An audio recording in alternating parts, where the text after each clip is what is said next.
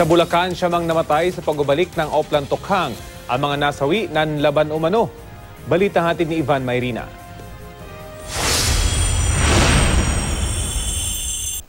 Isang pamilyar na eksena sa muling pag-ariba ng Oplan double barrel reloaded ng pulisya. Isang drug suspect nakabulagta matapos umanong manlaban sa mga pulis. Siya si Norlito Zena, construction worker at may 4 na anak. Sa kwento ng mga pulis, tila nag-amok daw ito at pinaputukan sila ng isilbiyang search warrant laban sa kanya. Kilala raw siyang drug personality at sumuko sa Oplan Tokhang sa barangay Panasahan sa Malolos. Nung po sumuko siya sa barangay, ako po nandun. Pagkatapos po ng pagsuko niya, anong nabalitaan niya? Nagtuloy-tuloy daw ba? Hindi ko rin po, Paano man nalaban ni nandiyan yung mga anak niya? Sa kabuuan, 4 ang napatay sa Malolos City pa lang. 2 iba pang namatay sa Mambolo Diversion Road at ang isa naman napatay sa isang madamong lugar sa kahabaan ng MacArthur Highway. Nanlaban naman umano sila sa bypass operation sa pulisya. Kung kayang iwasan ng bloodshed na sinasabi, pwede naman po Kasi itong mga taon to critical na po Biro mo, ang dami na nating nagawang pangyayari ito, patuloy pa rin sila. Mismong community na po ang nagsasabi na sila patuloy pa rin.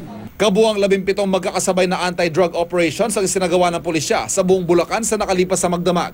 Kabuang siyamang napatay dahil umano sa mga engkwentro, 15 arestado, 13 armas ang na-recover at kabuang 54 na sachet ng shabu ang nabawi. Ayon sa pulisya, hindi raw sila tumigil sa pagtiktik sa mga drug personality sa lugar na tila na mayagpag daw habang nakatigil ang Oplan Tokhang at anti-drug operations.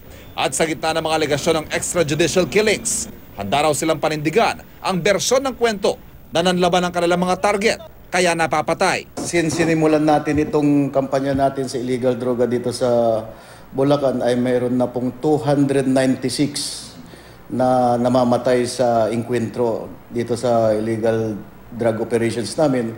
At ni isa ay wala pa namang complaint na natatanggap ng aming opisina. So it just shows na talagang yung operations namin ay lahat legitimate. Asahan pa raw ang mas pinaigting na kampanya ng pulisya laban sa droga sa mga susunod na araw. Ivan Mayrina, GMA News.